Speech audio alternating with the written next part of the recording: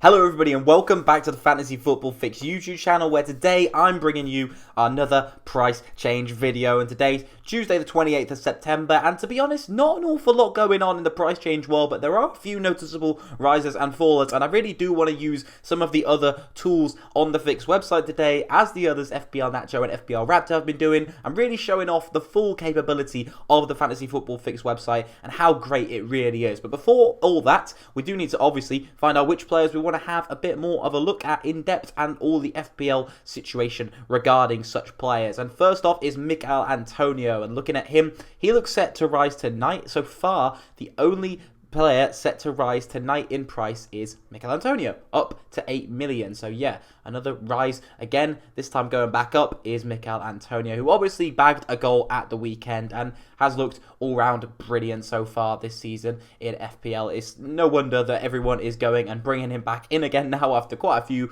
managers decided to ship on the Englishman after his suspension for that one game against Manchester United. But yeah, Antonio's back with a bang, and he looks to be picking up the exact same form that he had before his suspension. So yeah, managers jumping back on the train very, very quickly. He's currently rising at 1.5% per hour, and at 110%, he is well past the 100% threshold, meaning we're predicting for him to rise in price tonight. But apart from that, the only other players set to change in price today are fallers.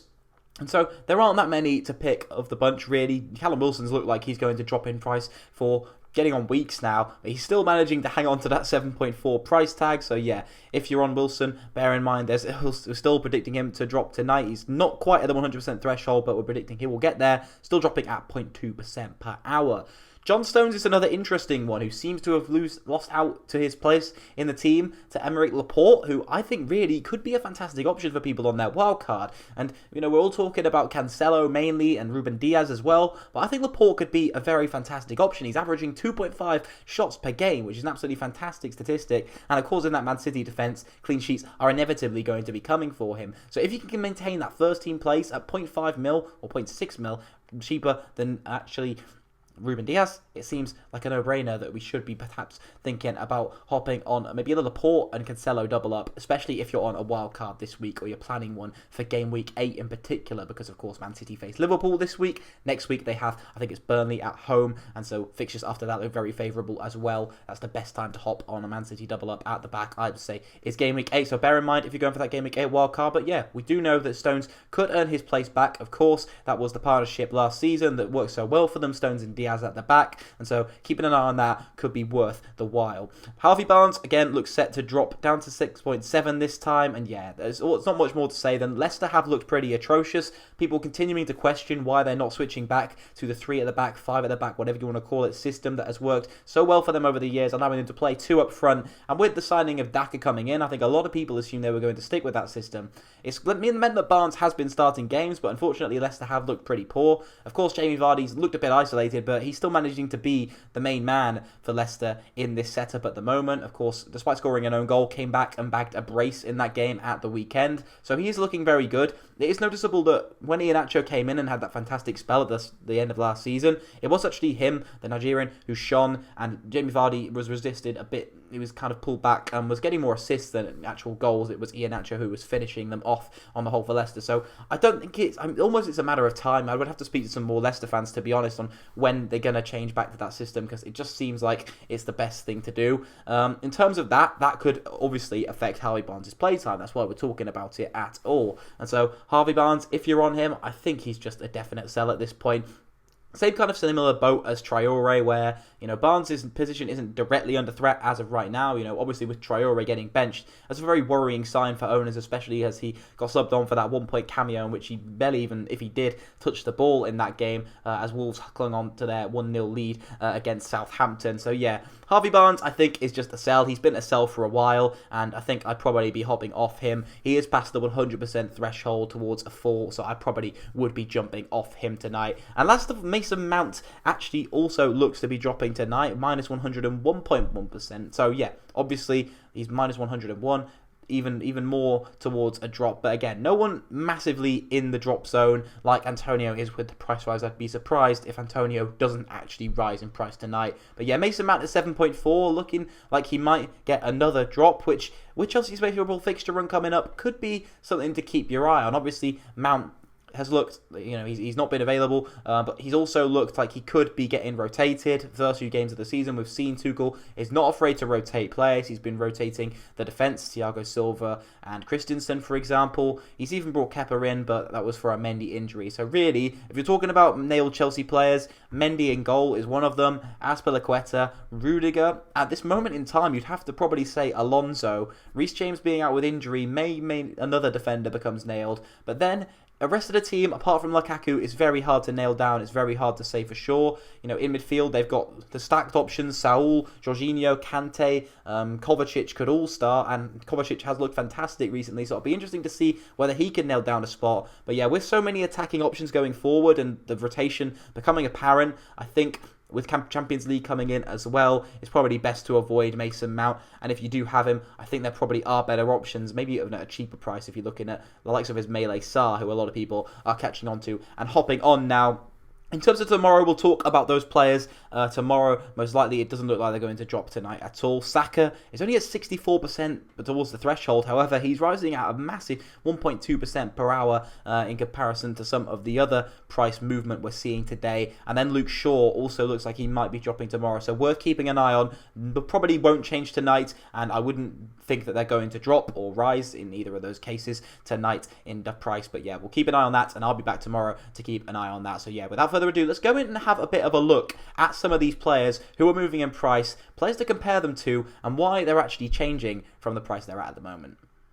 So here we are in the player comparison matrix over at fantasyfootballfix.com, which is one of my absolute favourite tools amongst many, I'll admit. They're absolutely fantastic. I really love this one. I use it an awful lot. It's really, really colourful. I think FPL Raptor said that. I just love looking at it, and if you're a bit of a nerd like myself and like looking at the statistics in a fantasy and fun way, then yeah, I'll be using this tool an awful lot and continuing to do so in the future. So yeah, I really wanted to look at how Antonio compares alongside some of these other forwards that we're considering or currently on at the moment. And I appreciate some of these guys are obviously different prices, but the reason I put in the likes of Ronaldo and Lukaku, who you would consider, more premium, out of Antonio's budget kind of strikers. If we look at the second row down below, FPL points per 1 million, it's actually Antonio who leads the way by an absolute mile, realistically. Ronaldo, Lukaku and Jimenez all on 2, and actually Bamford just in front of the others on 3. So yeah, Ronaldo and Lukaku not providing absolutely brilliant value so far. Antonio leads the way. There's not really any doubt about that. I think every single wildcard team will probably end up having Antonio in it. But the reason it's relevant is because of a lot of people deciding currently what system they want to go with for quite a big chunk of the season when you're deciding on a wildcard right now. And a lot of wildcards are being activated in Game Week 7 and will be activated across the next 2 game weeks in particular, I'm sure. And so it's very key to look at, who's offering the best value so you can make the funds elsewhere in your team work the best for you and ultimately get you the most points over the rest of the season. And so Antonio leads the way in all 3 of these statistics, as you may have already seen and pointed out. Touches in the opposition box, he's first with 39. It's actually Jimenez just behind with 38 in second. Obviously, these statistics are over the first 6 game weeks, so actually Ronaldo and Lukaku, perhaps, after missing and not playing every single game so far, the statistics are kind of damaged a bit, but I did want to get the biggest sample size in I could possible. Bamford down with 28 is not an encouraging sign at all, and I'm sure a lot of managers will probably be shipping him off anyway, rather because of his injury, and a lot of managers will probably be going to Jimenez, who with some impressive underlying statistics and with Wolves' fixtures looking very good, Jimenez finding form at the same time after scoring a magnificent solo goal against Southampton. It seems pretty much like a no-brainer to make that move if Bamford is ruled out. But a lot of people have got other problems in their team this week, and I think that is why a lot of people are activating the wild cards, and moves like Bamford to Jimenez will probably be very, very common. The last statistic I've got in there down below at the bottom is shots on target, as you can see, and Antonio leads the way for this one as well with 11. Ronaldo in second on 7, with Lukaku following behind in third on 6, which may well have been the same or even higher than Antonio's score if they'd all both played. I doubt Lukaku would have got 5 shots on target in the first game of the season, but they may have been a little bit closer. Jimenez and Bamford not looking too good. Obviously, Wolves had have a bit of a tough start to the season, so Jimenez, despite having 38 touches in the box, wasn't getting many shots on target, but he seems to be finding his ground now and perhaps looking like the old Raul that we remember so fondly as a magnificent FPL asset. And so yeah, What I really like looking at with this player comparison tool, though, is actually the projected points. Up the top, you can see over the next 5 game weeks, I really like looking at this. And with Chelsea's amazing fixtures, it's no surprise, really, that Lukaku comes in first with 30.6 projected points, which is over the next 5 game weeks, as is for all 5 strikers here. Antonio actually comes in third in that category, but not far behind the other 2 at all, with Ronaldo coming in second with 28.8.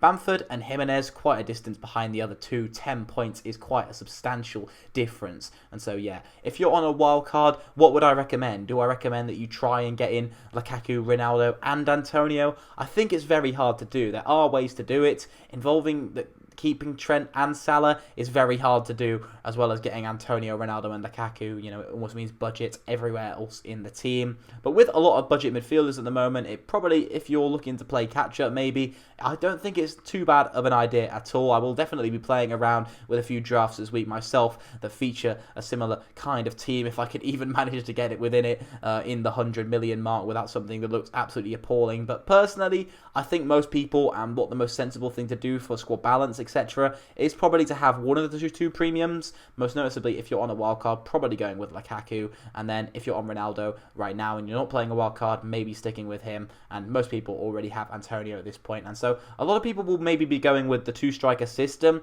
with just one of the premiums as mentioned and Antonio, maybe a very cheap striker beside, or a budget forward like Armstrong, Dennis, or you could even chuck in a Jimenez or Bamford and go with a 3-4-3 that is kind of the traditional FPL way. But if you're on a wild card, obviously probably best not to go with Bamford anyway. You'd more certainly be going with someone like a Raul Jimenez as your 3rd striker option if you're looking for someone more in the mid-price range. But yeah, in terms of value, Antonio just leads the way by so far. Obviously, Calvert-Lewin was up there playing and showing similar stats for the first part of the season until he was unfortunately ruled out. So yeah, he was looking like a great option. It was really a shame when Antonio and DCL got ruled out all in the same week. A lot of people had played the wildcard back then in game week 4, and so it's very, very important that we try to go still and don't, worry about things that may happen, things that might not happen. A lot of people, 2 strikers ruled out after you played your wildcard and brought them both in was just something you could never see and something you could never prevent. So it's very key to kind of not ponder over all the if, buts and maybes.